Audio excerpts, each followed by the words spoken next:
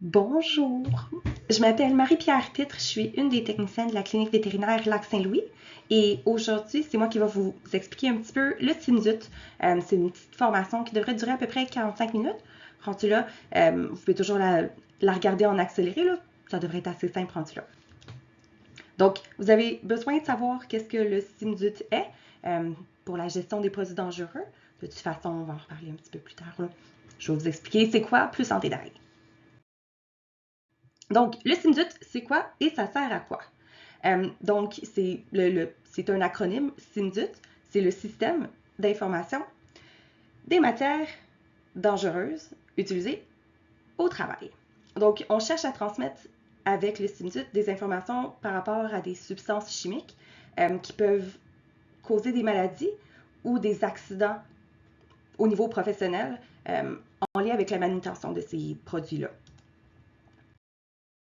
Donc, un exemple d'accident que notre formateur nous a montré un petit peu.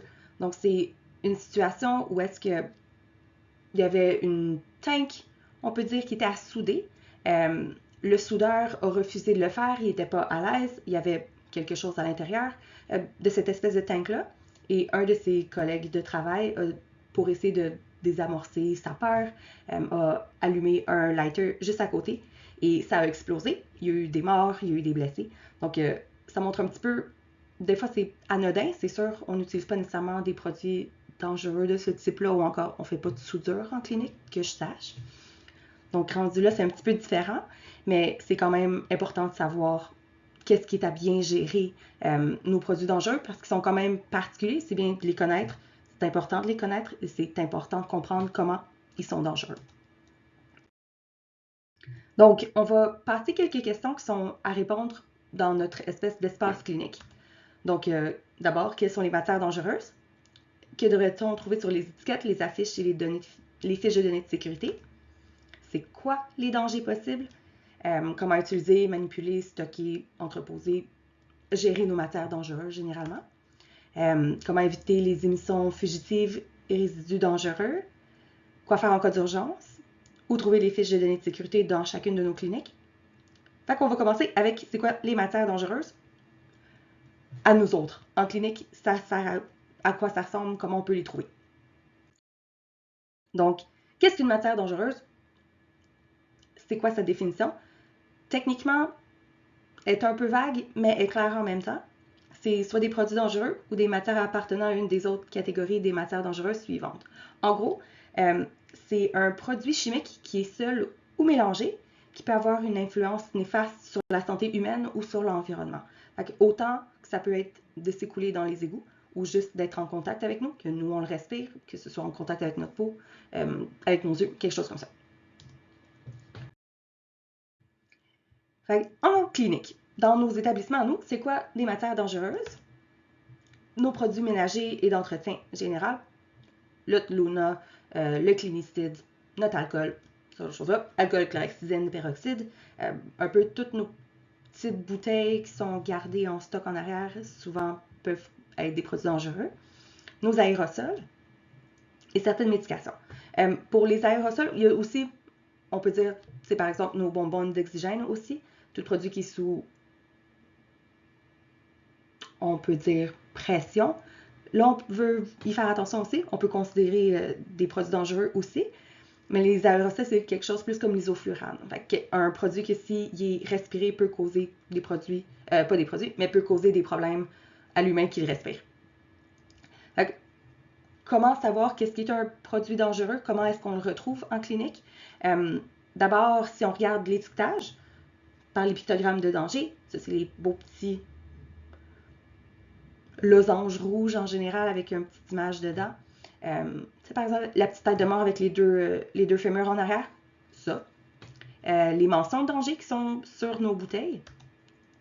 Les fiches de données de sécurité, c'est un beau ramassis d'informations importantes. Fait que si on ne sait pas trop, est-ce que ce produit-là, c'est un produit dangereux, on peut regarder la fiche de données de sécurité qui est associée.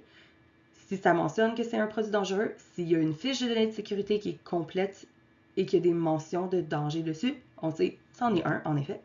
Ou si on ne le sait pas trop, pas trop certaine si ce produit-là, ça fait partie ou non, si je devrais le mettre dans mon cartable de fiches de données de sécurité ou si je devrais même mettre une étiquette d'attention dessus.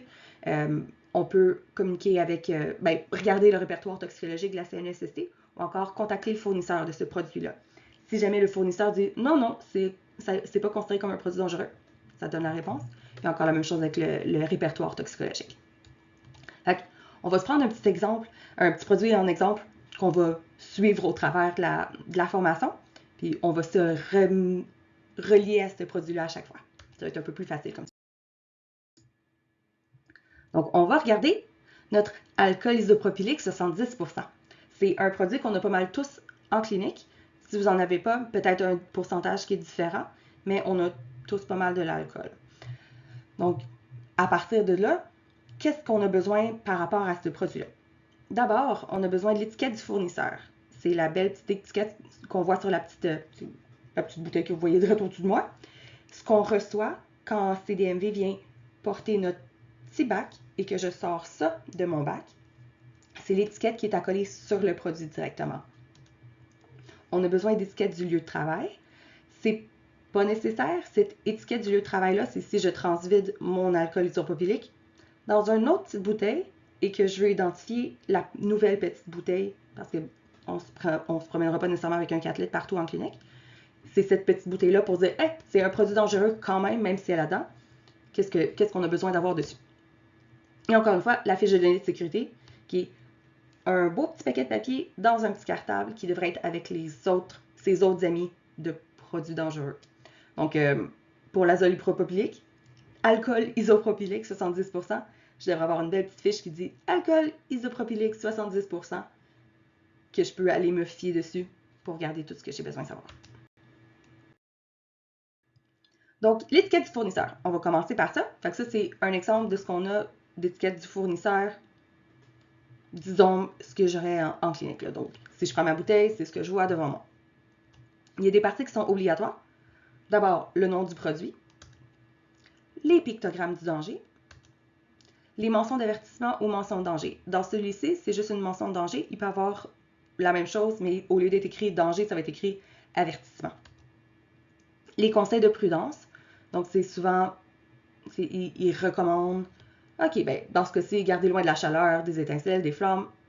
L'alcool, ça brûle. Fait rendu là, c'est ce genre de conseils-là qu'ils vont donner.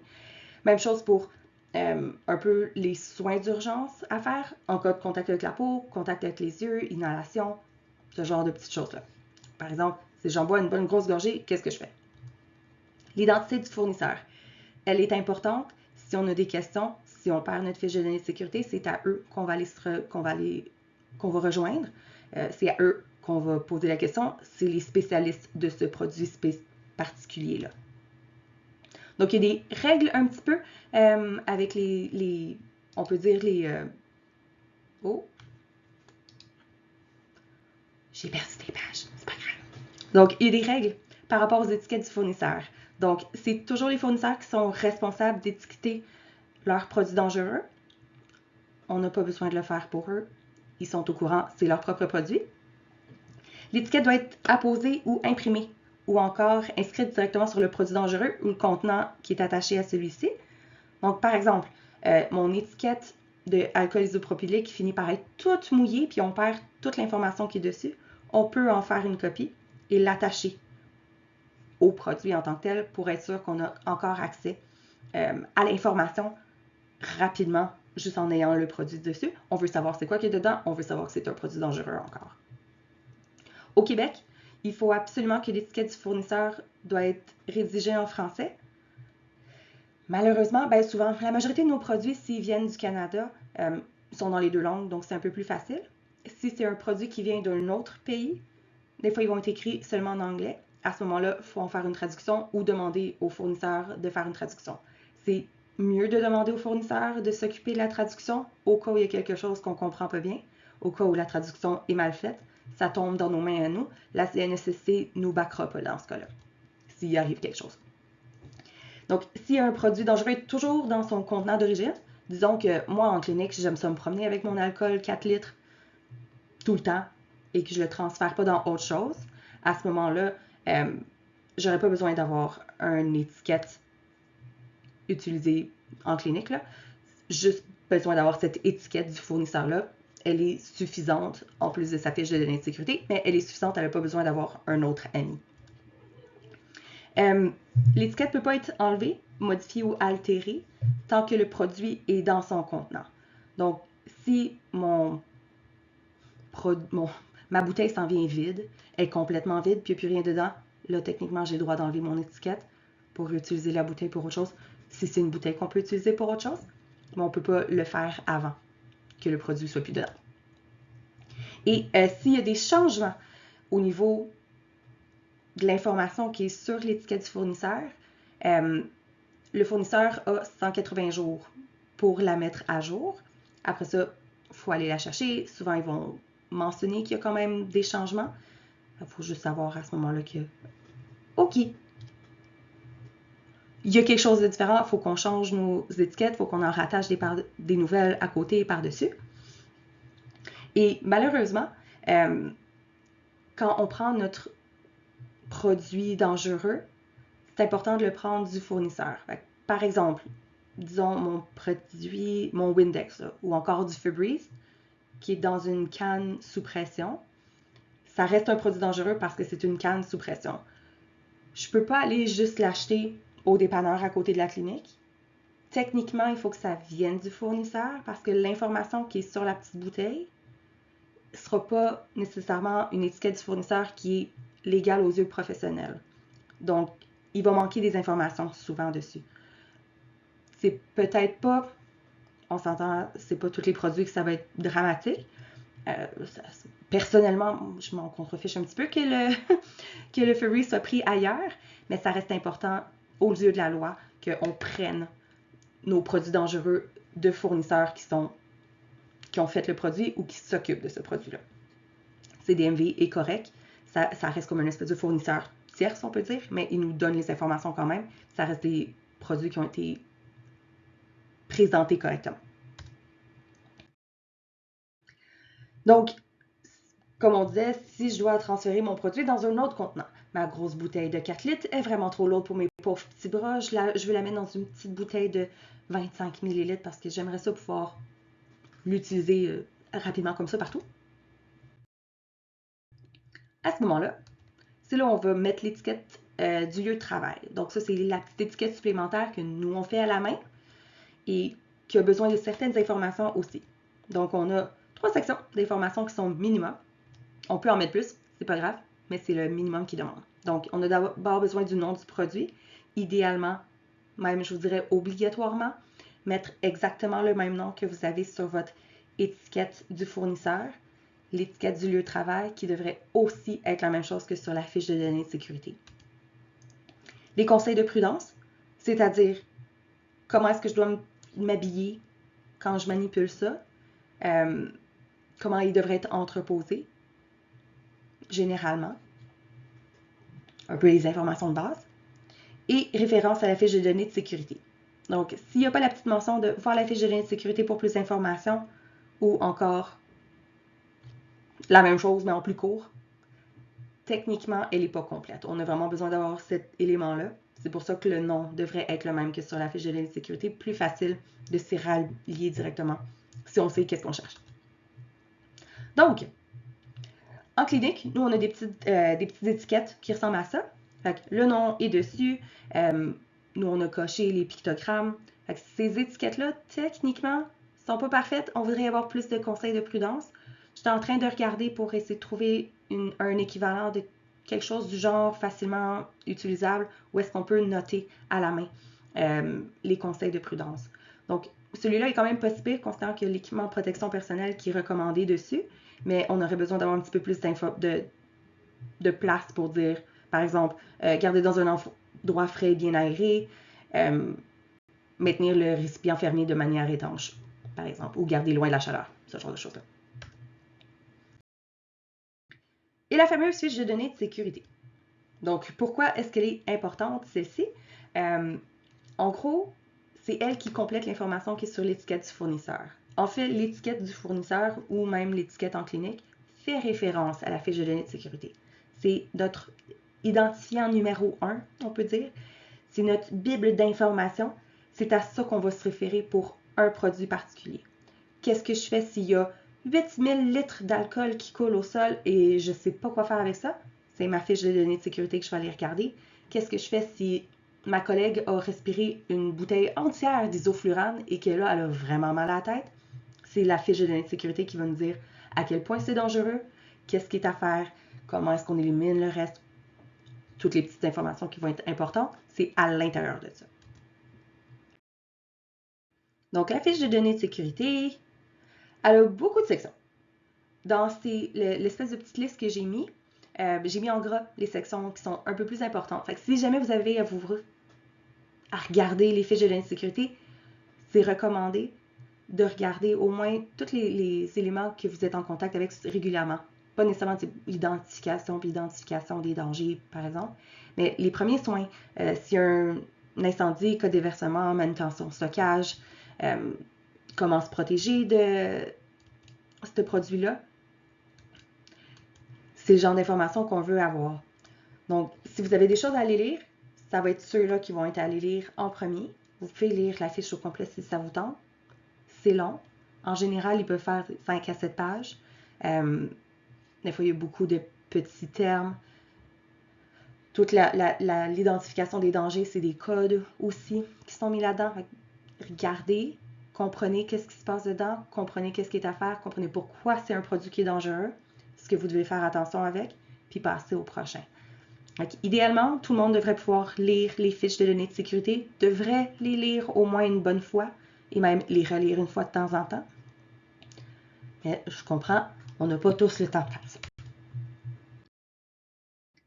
Donc, si on retourne à notre alcool isopropylique 70%, ma fiche de données de sécurité, ça va ressembler à quoi?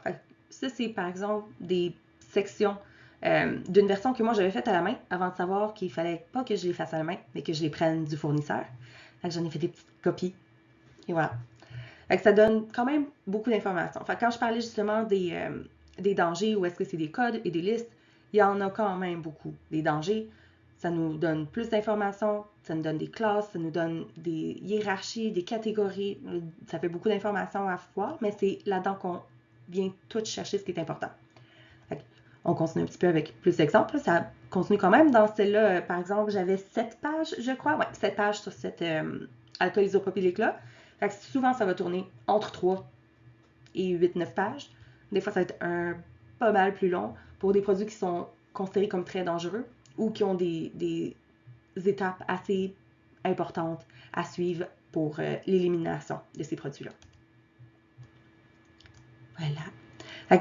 On va, pas mal toutes les cliniqueurs, on essaie de mettre en commun nos fiches de données de sécurité, faire un beau petit groupe où est-ce qu'on peut aller les chercher. Ce qui est important, c'est que si dans votre clinique particulière, disons qu'on utilise tout, je sais pas, ce Dr Pepper spécialement là, mais qu'une autre clinique, au lieu d'utiliser Dr Pepper, vont utiliser Coca-Cola. C'est important pour eux d'aller chercher la fiche de données de sécurité du Coca-Cola et de la mettre dans leur cartable. Vous n'avez pas besoin d'avoir les fiches de données de sécurité de produits que vous n'utilisez pas.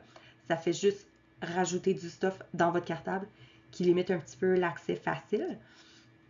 Concentrez-vous sur ce que vous avez en clinique. Faites votre cartable correctement avec ça.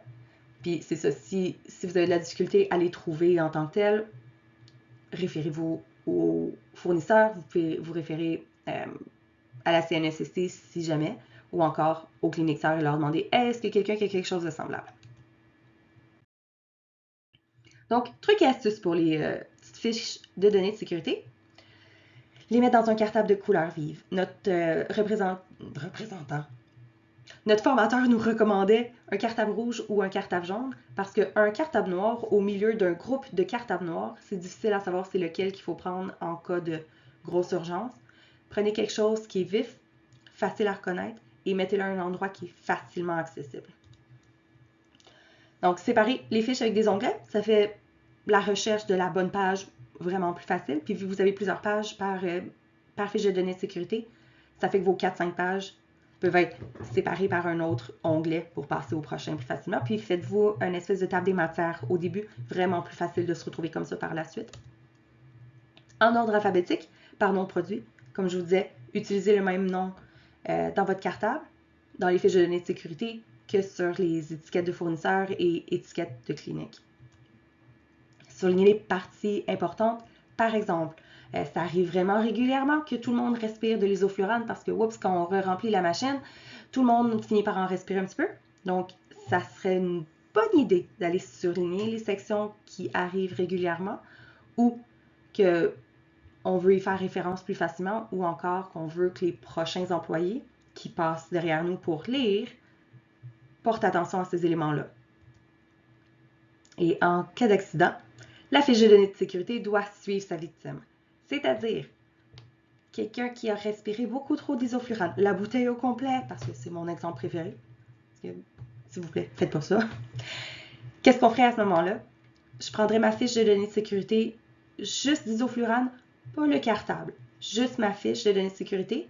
Je la mettrais sur ma victime et quand elle part en ambulance parce que ça va pas bien, ils partent avec l'information en même temps pour dire « Hey, c'est ça que j'ai respiré ».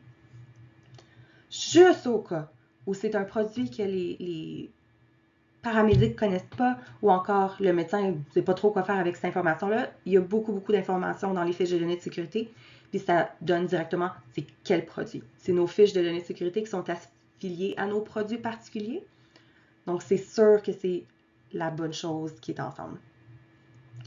Si jamais quelqu'un part avec le cartable au complet, c'est surtout s'il y a un autre accident qui arrive et avec un autre produit, qu'est-ce qu'on fait? J'ai plus mes fiches de données de sécurité, où est-ce que je vais les chercher? Gardez-vous des copies électroniques de vos fiches de données de sécurité.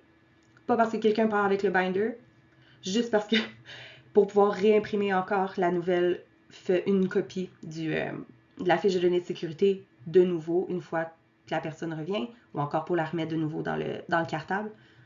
Ça arrive souvent que les petits papiers vont être perdus là, en cours de route. C'est pas grave, c'est pas dramatique. Faites juste réimprimer une nouvelle copie pour qu'elle soit disponible facilement. C'est quand même bon d'en avoir les deux versions, là, et électronique et physique, juste pour pouvoir aller faire référence rapidement. Surtout si on n'a plus d'électricité, on ne sait plus où est-ce que les choses sont. On prend la petite version papier. Donc, on a passé des petites sections. Fait que là, on va attaquer, c'est quoi les dangers possibles. Donc, ces dangers-là sont importants à connaître, surtout pour savoir comment les classer un petit peu. Il y a une espèce de hiérarchie qu'on veut avoir entre nos produits dangereux. Qu'est-ce qui est plus dangereux qu'un autre? Est-ce que je peux les mettre ensemble? Choses comme ça. C'est important de connaître c'est quoi les dangers. Puis en même temps, c'est le danger qui me dit, ah ok, si c'est un danger qui est habituellement d'inhalation, aérosol, ben, je vais faire attention de ne pas garder mon pot proche de moi à chaque fois que je le manipule. Même si techniquement, il mentionne de porter des gants, des choses comme ça. Au moins, si on connaît les classes de danger ou à peu près, qu'est-ce qui est relié avec un produit, ça nous permet de savoir où est-ce qu'on s'enligne généralement, juste pour les manipuler correctement avant de se rendre dans les petits détails. Donc, il y a des groupes et des classes de danger. Il y a deux groupes de dangers, des dangers physiques et les dangers pour la santé. Ça s'entrecoupe quand même pas mal. C'est pas plus dramatique que ça.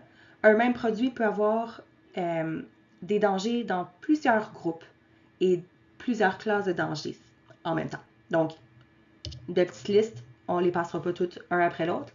Ils sont en général relativement simples à comprendre et relativement simples à analyser, on peut dire. Je vais revenir quand même à certains points, là, par exemple, toxicité aiguë versus toxicité chronique, qu'on voit un petit peu qu'est-ce que c'est et en quoi c'est différent. Mais ça donne une idée générale de... Il y a des classes, il y a beaucoup de classes plutôt, par groupe de dangers. C'est ça, ils peuvent s'entrecouper encore. Fait que des dangers qui vont être physiquement pour moi, quelque chose qui va exploser à côté de moi, pourrait aussi, une fois qu'il a explosé, me causer des dangers au niveau de ma santé. Par exemple, si j'ai une grosse bonbonne d'un produit dangereux, le fait qu'il est dans une bonbonne lui donne des dangers physiques et le produit qui est dedans est un danger lui-même pour ma santé. Il pourrait être un danger physique aussi, en tout cas. Fait que les catégories de danger. Fait que la catégorie, elle vient définir plutôt le degré de notre danger. Il y a 4 catégories à ça. 4, c'est pas la chose la plus dangereuse versus la 1, la 1 tout au bout là-bas, elle est beaucoup plus dangereuse. Qu'est-ce que je fais si j'ai plusieurs produits, ou plutôt plusieurs catégories de dangers différents qui sont ensemble? Je veux dire par là, si on a besoin de subdiviser une catégorie, on va pouvoir le faire juste en ajoutant des lettres par la suite. Je veux dire avec ça, disons, on prend l'alcool isopropylique qui a plusieurs types de dangers. Donc, c'est majoritairement des dangers pour la santé, peu de dangers physiques.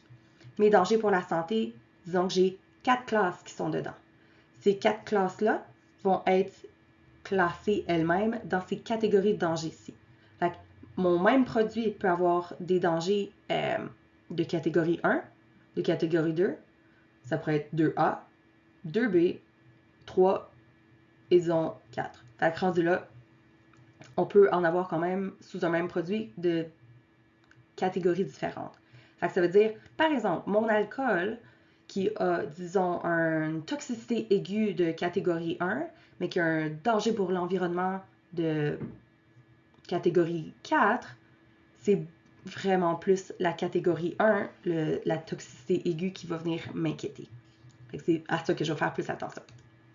Fait que par exemple, avec les ABC, si je prends un A, un B, un C, un A est plus dangereux que un C, mais le 1C est toujours plus dangereux que le 2. On peut se rendre vraiment très loin là, en sous-catégories. C'est des exemples de comment ils peuvent être appelés quand on regarde certains dangers. Quand vous regardez les fiches de données de sécurité, en général, ils vont avoir des catégories qui vont être associées avec la classe de danger. Mais encore, comme je vous disais, les aigus versus chroniques et les autres types de dangers. Donc, aigu versus chronique. Aigu, c'est courte durée. Fait que, par exemple, mon petit alcool qui passe sur ma peau vraiment régulièrement versus, régulièrement. Courte durée, pas nécessairement répétée, versus chronique, ça va être parfois plus longue durée ou fréquemment répétée. Fait que, j'ai pas de bon exemple rapide comme ça, mais en général, ça donne un petit peu une explication des fois, il y a des classes de danger qui ont les deux séparément, ou encore, ils ont les deux classes de danger en même temps pour un même produit, parce que des fois, on va l'avoir juste une courte durée, ou on va l'avoir souvent sur nos mains, ou pour longtemps. Les autres dangers, c'est un petit peu plus relié à l'environnement autour. Fait que 2 produits qui vont pas bien ensemble, qui sont entreposés, collés l'un sur l'autre, il y en a un qui coule, interagit avec l'autre, oups, réaction chimique, des explosions ou encore un incendie qui peut se causer par le produit.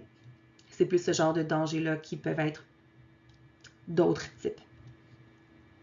Puis comment on les reconnaît, ces dangers-là? Comment je sais, ok, mais c'est quoi ce produit-là? Il peut faire quoi sur moi? Il y a les pictogrammes de danger de sinusite. En général, sont assez clairs. Sont assez stricts, on peut dire, sur qu'est-ce qui touche. En général, vous regardez l'image, ça vous dit à peu près qu'est-ce que ça peut faire. C'est en regardant la fiche de données de sécurité que là, on va voir un peu les sous-sections de ça. Pourquoi ils rentrent dans cette catégorie de danger-là. Puis en même temps, les pictogrammes nous donnent une bonne façon de savoir, ok, ça c'est un produit dangereux, en effet. Je n'ai même pas besoin de chercher ma fiche de données de sécurité. Il est sur ma bouteille. Il y a le beau petit rectangle, le beau losange rouge. C'est un produit dangereux. Il va rentrer dans mon cartable automatiquement. Fait qu'on continue avec nos petites questions. Comment manipuler, stocker, entreposer, éliminer et en même temps les émissions fugitives et les résidus dangereux. Donc, on va se concentrer un petit peu plus sur ce qui nous touche en clinique spécialement. Il y a des petits tableaux qui existent comme ça pour savoir quel produit rentre dans quelle catégorie, Puis ce qu'on peut voir en général sur l'étiquette sur comment entreposer, comment manipuler correctement, quoi faire attention. Ce que nous, on voit plus en clinique, habituellement, ça va être plutôt ces pictogrammes-là. Donc, corrosion, irritation cutanée, lésion et irritation oculaire. Gaz liquéfié ou sous pression, par exemple nos bonbonnes d'oxygène. Liquide aérosol inflammable et combustible, surtout isoflurane. On a même des liquides inflammables comme l'alcool, par exemple. Toxicité, mutagénicité, cancérogénicité et danger par aspiration. On en touche quand même beaucoup dans les pictogrammes qui existent. C'est surtout ceux-là qu'on va voir. Fait que portez attention sur vos bouteilles pour voir si vous les voyez. À ce moment-là, vous pouvez vous faire un petit drapeau dans votre tête, dire OK, ça c'en est un, on va le rajouter à la liste. Donc, manipuler entre passants et entreposer de façon responsable, en général, vous n'avez pas besoin de le savoir automatiquement, instinctivement. Il y a beaucoup de guides qui existent sur comment manipuler et entreposer. Et en même temps, vos fiches de données de sécurité vous le disent. Vos produits sont particuliers, ils rentrent sous des catégories en effet, mais ils ont quand même des particularités pour eux en tant qu'individus. En général, ce qu'on veut faire, il y a quand même des lignes directrices. On veut séparer puis isoler les matières dangereuses qui ne peuvent pas se mêler ensemble, les garder dans des espaces séparés. On veut maintenir nos contenants fermés comme il faut, nettoyer tout de suite s'il y a quelque chose qui coule, nettoyer de la bonne façon, regardez dans vos fiches de données de sécurité.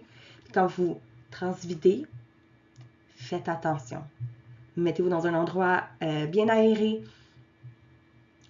Regardez c'est quoi le produit que vous transférez pour être sûr qu'on est correct et qu'on respecte les recommandations de manipulation et de manutention de ce produit-là particulièrement. Donc, quand on entrepose des produits dangereux, idéalement, on veut se faire des zones d'entreposage. Donc, on veut mettre nos produits qui peuvent fitter ensemble, faire fitter ensemble dans une même armoire, et ceux qui ne peuvent pas ou qui sont très dangereux ensemble dans des endroits bien séparés.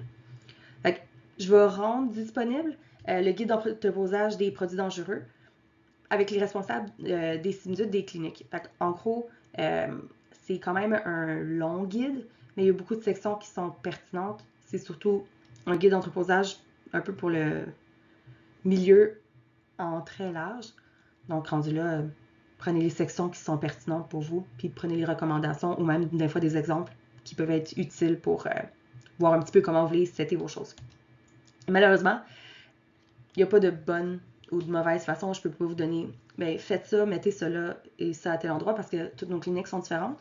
Il y en a qui sont grosses comme ma poche, il y en a qui ont beaucoup plus d'espace, plus d'endroits pour séparer les produits correctement. Faites avec ce que vous pouvez. Trouvez des solutions avec l'espace que vous avez. Si vous ne savez pas trop quoi faire ou vous êtes un peu perdu, vous pouvez vous référer à nous. Vous pouvez vous référer directement à vos représentants de la CNESST. Techniquement, il devrait en avoir un qui passe dans vos cliniques à chaque année. Demandez-leur. On n'est pas trop sûr quoi faire avec ça. Recommandation, ils vont pouvoir vous le donner ou ils vont donner la référence qui est pertinente. Donc ça, c'est un petit tableau de compatibilité qui n'est pas trop compliqué. S'il y a des petits X rouges, ça ne va pas bien ensemble. S'il y a des petits plus verts, on peut les mettre ensemble. Pas dans le même pot, là. Ils peuvent être gardés dans la même armoire, un à côté de l'autre. Et les petits points jaunes-orange, c'est plus du... Il faut faire attention aux particularités des produits. Donc, à regarder la fiche de données de sécurité, qu'est-ce qu'ils disent qui est vraiment incompatible. Est-ce qu'ils ont des mentions dans les recommandations d'entreposage à l'intérieur. Donc, quoi faire en cas d'urgence? Urgence, vraiment en gros. Un feu, quelqu'un qui se fait mal, quelqu'un qui en boit, quelque chose comme ça. On prend le cartable, puis on le donne aux personnes qui sont responsables. Si c'est un feu, prenez le cartable au complet et donnez-le aux pompiers avant qu'ils rentrent en clinique, à moins qu'ils soient déjà rentrés.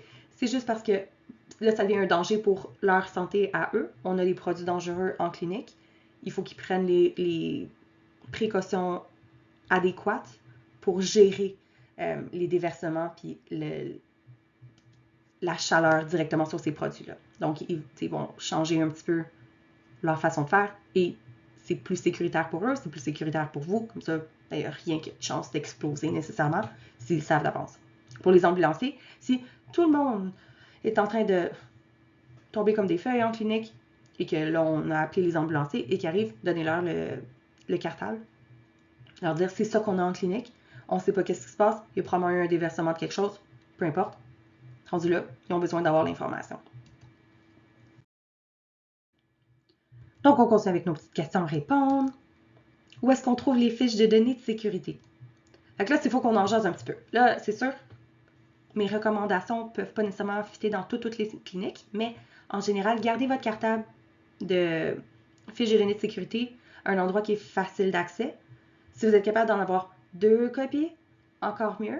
Mettez-les aux sorties d'urgence ou proches, ou un endroit où est-ce que tout le monde peut le voir. Et, s'il vous plaît, parlez-vous entre vous pour vous dire, ah d'accord, il est là le cartable, on le regarde, on sait où est-ce qu'il est. Si j'ai besoin d'y faire référence, je vais pouvoir y aller facilement, je sais où est-ce qu'il est, et promenez-le pas trop. Laissez-le là. Si jamais vous voulez chercher des informations, updater les informations, quelque chose comme ça dedans, vérifiez avec les versions électroniques. On a en général plusieurs ordinateurs par clinique. Donc vous allez pouvoir les regarder à ce moment-là un petit peu avant d'aller toucher celui qui est physique. Donc maintenant, quand vous avez passé le petit cours, je vais vous donner une petite carte qui dit « Oui, j'ai suivi la petite formation, je sais comment gérer des produits dangereux, je sais que c'est dangereux, il y a des choses à faire avec ça. » Donc, ce qui va nous rester à faire dans nos cliniques, à partir de maintenant, une fois que ça c'est regardé, c'est vous prendre un beau petit pad quand vous avez 2-3 minutes, ou encore de mettre quelqu'un sur le plancher, que ce soit la personne qui est responsable de cette minute, ou encore quelqu'un à qui ça tente, et de lister les produits dangereux en clinique. Ouvrez vos armoires, regardez vos bouteilles. Est-ce que ça rentre dans ma liste? Oui. Ah, elle n'est pas dans la liste déjà? Bon, ben on va la rajouter. Ce genre de petites choses-là. On vérifie notre cartable de fiches de données de sécurité si on en a un, pour s'assurer que ce qui est sur notre liste de produits dangereux est bien la même chose que ce qui est dans notre cartable de fiches de données de sécurité. S'il manque des produits ou il y en a de trop, on réajuste les choses pour que ce soit, en bon franglais, up-to-date. On vérifie l'entreposage des produits dangereux en clinique. Regardez vos endroits. Une fois que vous vérifiez, OK, mes produits sont tous là, ma liste est faite, vous regardez vos fiches de données de sécurité pour être sûr que ça fit. Vérifiez. OK, on a dans cette armoire-là tous ces produits-là. Dans cette armoire-là, d'autres types de produits. Est-ce qu'ils peuvent être à côté? Est-ce qu'ils peuvent être ensemble? Et revérifier les choses. Faites-vous des plans, dans le pire des cas. Avec le petit guide, ça peut valoir la peine en plus. Il faut planifier l'entreposage si c'est pas correct. Ça ne sera pas nécessairement facile dans toutes les cliniques parce qu'il y a certains types de produits qu'on veut garder plus éloignés. Absolument, il y a des façons de les garder rapprochés, mais de façon sécuritaire pareil. Disons, des produits que c'est le contact entre les deux liquides ensemble qui vont interagir.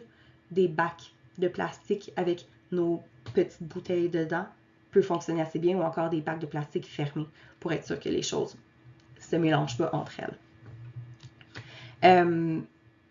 Je vais faire des suivis avec les cliniques pour m'assurer que les choses soient en cours de route. C'est pas nécessairement quelque chose qui va être rapide à faire. Ça peut prendre du temps.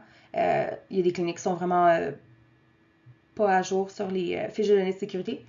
C'est pas facile à faire. C'est pas facile à trouver nécessairement. Certains produits qu'on n'a pas accès rapidement non plus. Donc, ça va être à faire un petit suivi avec ça. Idéalement, ça serait de commencer à regarder ça. S'assurer qu'on a mis en route le travail de revérifier nos produits dangereux.